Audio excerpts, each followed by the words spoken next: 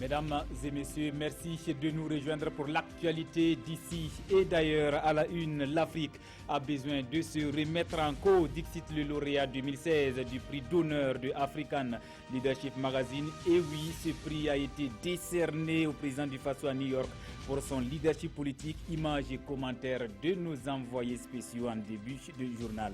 Et puis, la Cour constitutionnelle gabonaise a tranché Ali Bongo Odimba Rebelote. Il est réélu président même si c'est de justesse. L'opposant Jean Ping se déclare de son côté président du Gabon. Il fusille cette décision de la Cour constitutionnelle et dénonce un déni de droit. Un invité dans ce Midi Magazine, Eric Tiemtouré. Il est le président du comité d'organisation du 3e congrès de l'association des régions du Burkina Faso. Quelle contribution de l'ARBF pour la réussite du PNDS, le désormais référentiel de développement du pays. On en parlera tout à l'heure. Voilà pour le sommaire de ce dimanche 25 septembre. Bienvenue à tous. Le président du Faso est de retour de New York aux États-Unis avec un galon de plus, lauréat du prix d'honneur de African Leadership Magazine. C'est une distinction qui traduit la reconnaissance de la structure au leadership politique de Roch Marc Christian Kaboré, Arthur Ouedraogo et Jean-Emmanuel Ouedraogo. Reportage. Le président du Faso, lauréat du prix 2016 de African Leadership Magazine. Le prix lui est remis ici à New York au cours du Forum international sur le leadership africain dont il est cette année l'invité de marque. Je voudrais m'acquitter tout d'abord d'un devoir agréable, celui de souhaiter la bienvenue à tous les participants à ce colloque et d'exprimer par la même occasion ma gratitude au directeur exécutif de African Leadership Magazine. L'Afrique a besoin de se remettre en cause, d'assurer la reconversion de son élite pour la mettre au service exclusif des intérêts des populations africaines. L'Afrique a longtemps souffert des choix hasardeux de ses dirigeants, mais fort heureusement, depuis ces 2 dernières décennies, sans doute aussi à cause du renouveau démocratique sur le continent, l'émergence d'une nouvelle génération de dirigeants bien formés et profondément patriotes a permis de faire bouger les lignes dans la bonne direction. Le retour de manivelle avec les tentatives de tripatouage des constitutions ou des coups d'État mis en échec par la mobilisation citoyenne et populaire reste révélateur de cette adhésion des peuples africains à l'état de droit, à la justice et à la démocratie. Ce prix est une distinction faite à une personnalité politique ou du monde économique ou des affaires dont l'influence est jugée positive pour le développement de sa société ou de son pays. Le président du Malawi et le premier vice-président du Soudan du Sud sont également distingués. Plusieurs personnalités du monde des affaires sont présentes à ce panel international pour des échanges sur des questions d'innovation et de leadership, le tout autour du thème « Le leadership au-delà des intentions, apporter une croissance durable et le développement en Afrique ». Cérémonie de remise de prix suivie par Arthur Ouedraogo et Jean-Emmanuel Ouedraogo. On reste avec vous sur place à New York. En marge de la 111e Assemblée générale des Nations Unies, l'épouse du chef de l'État a participé à un panel sur la santé sexuelle et reproductive et sur l'épanouissement de la famille. En général, Sika Kaboré a rappelé l'importance de ce thème pour son pays, le Burkina. De ce fait, elle s'est engagée pour la cause de la femme, de l'enfant et des jeunes à travers notamment l'ONG Kimi. On l'écoute. Ma première action vise à faire de la famille, cellule de base de la société, un milieu d'évolution modèle pour l'enfant et l'adolescent, un refuge, un socle et un cadre réel de sécurité permanente pour son plein épanouissement. Ensuite, en milieu scolaire, l'école et les enseignants seront mis à contribution pour offrir un équilibre maximal aux jeunes par le renforcement des compétences des enseignants en matière de santé de la reproduction sexuelle et d'encadrement des adolescentes. Kimi, la Fondation Kimi, l'ONG que je préside, expérimente déjà en collaboration avec le ministère de l'Éducation nationale un programme d'enseignement à l'hygiène que je compte compléter avec cette thématique ainsi que celle de l'excision. Les adolescents tissent entre eux ou elles des relations pour constituer des groupes ou bandes, souvent d'influence néfaste, et ça donne à des comportements peu recommandables. En vue de les préserver de certaines vulnérabilités, il nous faut travailler à faire de ces groupes un cadre bénéfique qui offre à l'adolescent et à l'adolescente un apprentissage de la responsabilité sociale. Et à ce niveau, nous avons prévu de mettre en place des clubs de droits de l'enfant dans les écoles. Je suis persuadée, en quatrième point, que pour favoriser une meilleure utilisation des centres de santé de la reproduction et de santé sexuelle, il nous faut procéder à la création de structures de santé spécifiques au sein des centres d'écoute des jeunes, et centres qu'il faut d'ailleurs démultiplier. Propos recueillis par nos envoyés spéciaux à New York, Arthur Ouedraogo et Jean-Emmanuel Ouedraogo. Cette autre actualité, l'Arabie Saoudite, pays ami du Burkina, a célébré vendredi le 86e anniversaire de son unification. À l'occasion, l'ambassadeur saoudien a convié des autorités burkinabè pour un dîner, preuve de l'excellente relation qui existe entre Riyad et Ouagadougou. Konsun Koulibaly, Nyakiteda. Un salut royal pour souhaiter la bienvenue aux invités à ce dîner. L'hôte du jour est l'ambassadeur du Royaume de l'Arabie Saoudite au Burkina et c'est à l'occasion du 86e anniversaire de la fête nationale du Royaume saoudien. C'est un grand sentiment qui m'anime parce que je célèbre le 86e anniversaire de l'unification de l'Arabie Saoudite par Sa Majesté Feu Abdelaziz Ben Abdurrahman Al Saoud, qui a unifié l'Arabie Saoudite, qui était dispersée par petits États. Mais il a réunifié ça en 1932. Les relations entre le Burkina Faso et le Royaume d'Arabie Saoudite se portent bien. C'est ainsi qu'a été ouvert à Riyad en 2006 une nouvelle ambassade du Burkina. Et les autorités burkinabès sont là pour témoigner leur amitié aux Saoudiens. Et c'est le moment pour nous de venir exprimer de façon franche cette amitié et cette fraternité qui lie nos deux peuples. L'ambassadeur qui est au terme de son mandat a saisi l'occasion pour remercier les autorités burkinabè pour leur disponibilité durant sa mission. Il a également présenté ses condoléances aux familles des 3 burkinabè décédés cette année lors du pèlerinage à la Mecque, avant de rendre grâce à Dieu pour la réussite du pèlerinage cette année. Parlons politique à présent. Les jeunes leaders du Congrès pour la démocratie et le progrès de plusieurs localités du Burkina se sont donné rendez-vous hier ici à Ouagadougou pour leur assise. Le Burkina pendant et après leur mentor Blaise Compaoré, c'est le thème de cette rencontre d'importance capitale aux yeux de cette jeunesse qui réaffirme son appartenance au CDP. Oscar Soulaman, Mounira Kiri. L'hymne du parti entonné, un signe de fierté d'appartenir au CDP, le Congrès pour la démocratie et le progrès. Après les événements des 30 et 31 octobre 2014, cette jeunesse militante de l'ancien parti au pouvoir dit s'être mobilisée pour relever les défis. À ces assises, ils sont venus réaffirmer leur appartenance à cette formation politique et jeter un regard sur la gestion actuelle du Burkina. Il y a eu un moment où c'était très bon, j'allais dire très exaltant, de se réclamer du CDP. Il y a eu un moment aussi où c'était dur, très pénible de dire que vous étiez du CDP. Et il y a un moment où c'est encore plus exaltant de dire qu'on est du CDP. Ce moment, c'est aujourd'hui. Les assises des jeunes du CDP, c'est aussi une tribune pour revisiter la vie sociopolitique et économique du Burkina pendant le règne de Blaise Compaoré. 27 ans de pouvoir marqués par des acquis, certes, mais aussi par des insuffisances et des manquements. On veut assumer le bilan de Blaise Compaoré que nous avons accompagné. Ça veut dire que ce qu'il faut qu'on reconnaisse, ce qui n'a pas marché. Et nous, en tant que jeunes, quand on est à l'idée que ce qui n'a pas marché dans cette gestion, il faut que nous en tienne compte et qu'on corrige. Et qu'on assume aussi fièrement ce qui a marché. Cette jeunesse militante du CDP s'engage au cours de ces assises à faire une critique objective du passage du CDP à la tête du Burkina afin que le parti puisse s'améliorer et aller vers de nouveaux défis.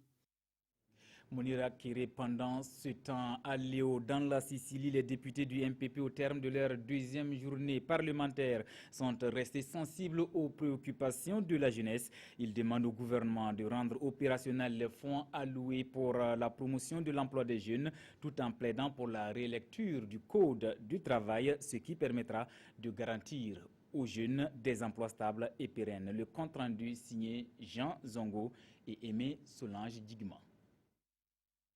Au terme des 3 jours de réflexion sur la problématique de l'emploi au Burkina Faso, les députés du groupe parlementaire du MPP, réunis à Léo en journée parlementaire, exhortent entre autres le gouvernement à l'activation à grande échelle des travaux à haute intensité de main-d'œuvre et à l'ouverture de négociations avec les entreprises privées pour faciliter l'accès des apprenants et sortants des écoles de formation aux stages et aux emplois.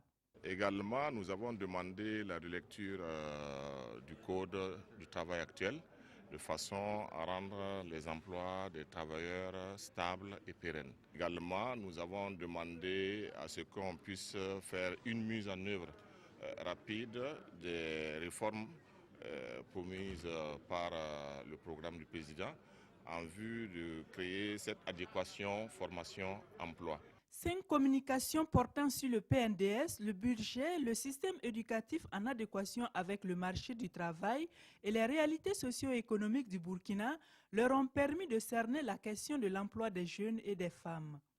À en juger par la participation active et la richesse des échanges, je puis dire que les objectifs ont été pleinement atteints, comme l'ont d'ailleurs confirmé les résultats de l'évaluation. Ce sont donc, à en croire le président du groupe parlementaire du MPP, des députés outillés et préparés sur la problématique de l'emploi qui regagnent Ouagadougou pour entamer la deuxième session ordinaire de l'année 2016, dont l'ouverture est prévue pour le 28 septembre prochain. Je l'annonçais en début de journal. L'invité de ce midi magazine est M. Eric Kiamtouré, le président du comité d'organisation du 3e congrès de l'association des régions du Burkina Faso. Avec lui, nous parlerons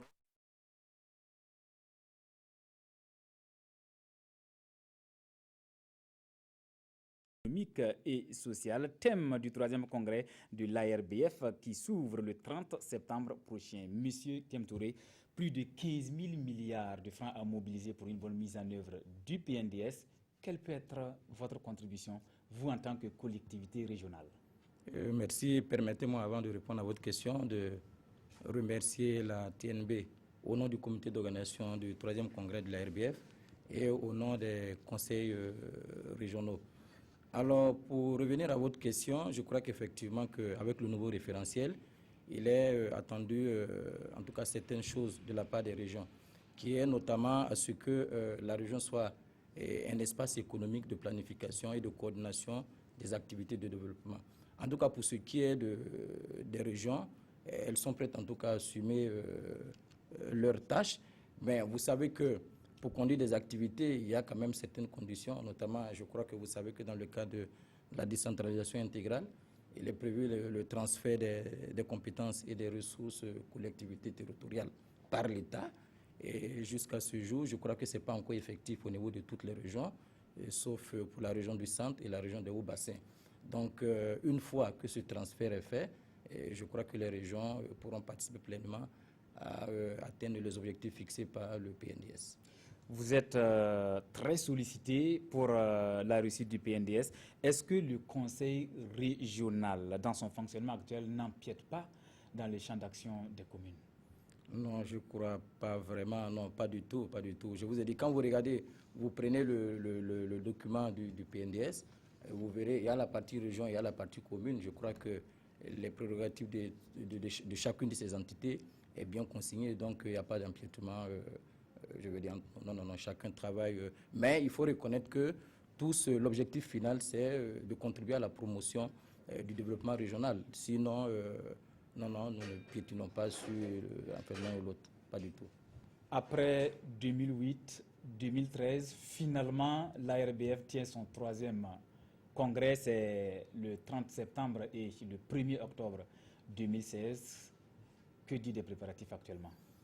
Il faut dire que pour ce qui est des préparatifs, nous pouvons dire qu'en tout cas, ils sont bien conduits. Nous sommes déjà à 80% de notre budget. Pour ce qui est des invitations, comme vous savez qu'à l'instar du Burkina Faso, il y a également des associations de présidents régionaux.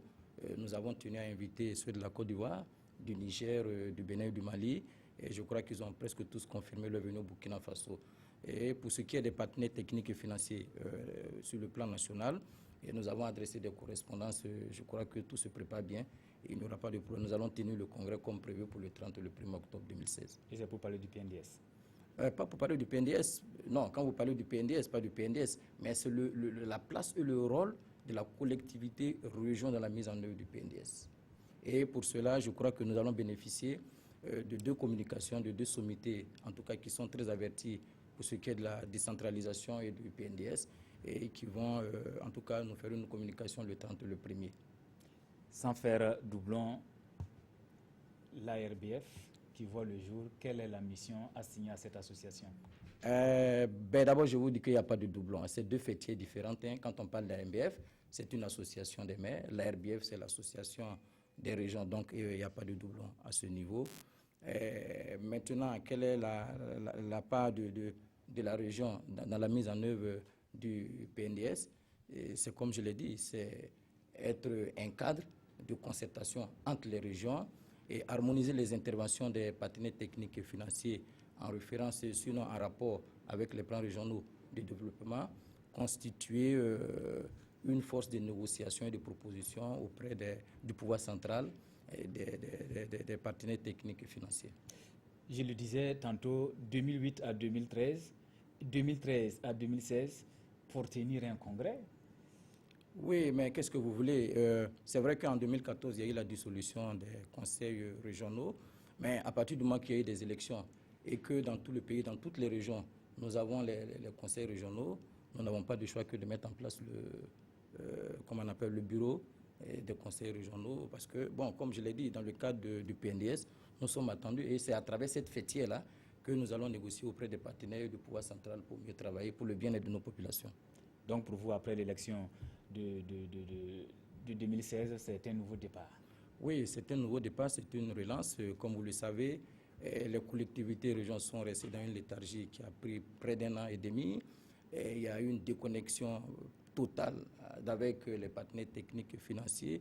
Donc il faut repartir envers ces partenaires techniques et financiers, il faut les convaincre. Donc en tout cas, c'est une relance avec beaucoup de défis, mais j'avoue qu'il y a de la matière et nous pourrons relever ce défi-là.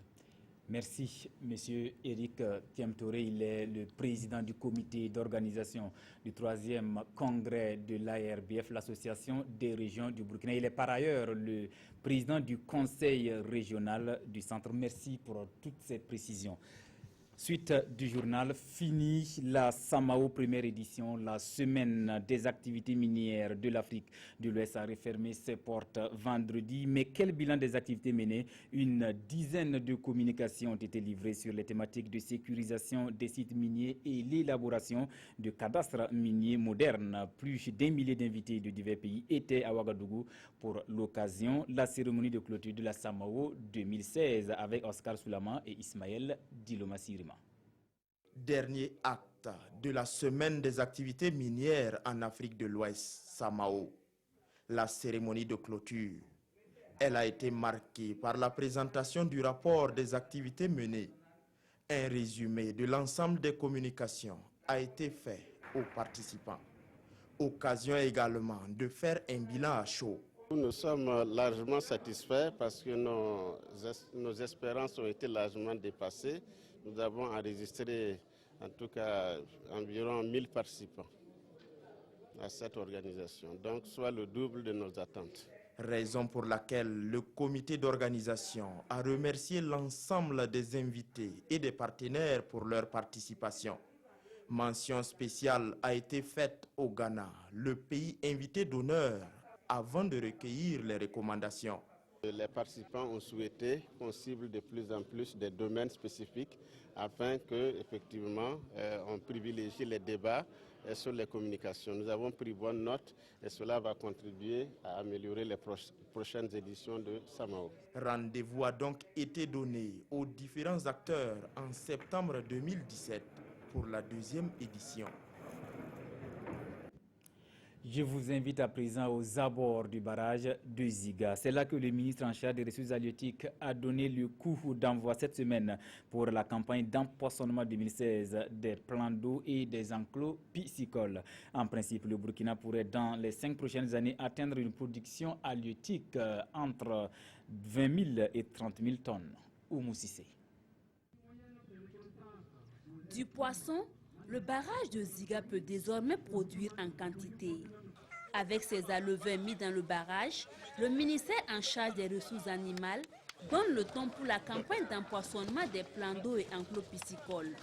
L'objectif affiché est clair: accroître la production halieutique et réduire du même coup les importations du poisson au Burkina Faso. Nous devons augmenter la production de poissons de 20 000 tonnes à 30 000 tonnes. Donc, ce qui veut dire que nous ne pouvons pas rester sans qu'effectivement nous puissions faire l'élevage de poissons pour atteindre cet objectif présidentiel. Et c'est pour ça que nous avons commencé à empoisonner ces barrages, ces plans d'eau, afin qu'effectivement nous puissions atteindre cet objectif. Annuellement, il faut diviser déjà par 5. Nous puissions en tout cas déjà cette année faire le maximum en attendant que les autres 4 années qui arrivent, nous puissions continuer pour atteindre l'objectif. Faire de la pisciculture un des leviers du développement, le ministère des Ressources animales et halieutiques y tient. Ce secteur occupe plusieurs milliers de ménages au plan national. Et dans le plateau central, ce secteur connaît un essor considérable. La région du plateau central abrite un des plus grands barrages du Burkina et le choix a été porté par les autorités nationales de venir en tout cas lancer cette campagne ici et nous saluons ça. Comme vous savez, la pisciculture au niveau de notre région, c'est quand même 250 ménages qui travaillent dedans, qui valorisent les produits de la pêche et pour un revenu estimé à plus de 463 millions de francs CFA par an. L'un des enjeux de la campagne d'empoisonnement est de diversifier et augmenter la production halieutique. Pour y arriver, les différents acteurs vont bénéficier de formations appropriées. Outre la pisciculture, la ressource eau est aussi capitale pour l'agriculture irriguée. Sous la houlette du ROPA, le réseau des organisations paysannes et des producteurs d'Afrique de l'Ouest, les scientifiques de 6 pays du Sahel étaient jeudi et vendredi dans la capitale burkinabé pour une rencontre d'appropriation de l'initiative Irrigation au Sahel. Des précisions avec Amadou Ilboudo et Estelle Judith Assogba. L'irrigation au Sahel dans un contexte de changement climatique, c'est une approche qui consiste à passer de 400 000 hectares irrigués à 1 million à l'horizon 2020. Elle a été lancée à Dakar en 2013 par les chefs d'État des 6 pays du Sahel. Le réseau des organisations paysannes et des producteurs de l'Afrique de l'Ouest ROPA a la charge de la mise en œuvre opérationnelle de cette initiative. Il est question à cette rencontre de Ouagadougou de partager cette approche avec l'ensemble des acteurs de terrain et les ONG qui participent au développement dans les pays du Sahel. Nous allons partager les différentes informations, les différentes initiatives existantes pour permettre à chaque acteur de comprendre quand on parle de l'irrigation et de l'atteinte de la sécurité alimentaire et aller au-delà de la souveraineté. Voilà les dispositions qu'il faut mettre en place, voilà le rôle que chaque acteur doit être en mesure de jouer pour qu'on puisse atteindre notre objectif. Ces acteurs sont unanimes que cette région ne dispose pas suffisamment de cours d'eau, mais pensent qu'avec la maîtrise des eaux de surface, ils pourront améliorer le système de production et développer l'agriculture dans toutes ses composantes. On a des saisons sèches de plus en plus longues et nous avons la pluviométrie qui se raréfie. Si elle se raréfie, donc il faut être capable effectivement d'amener l'irrigation de complément. Et voilà pourquoi nous pensons que cette initiative...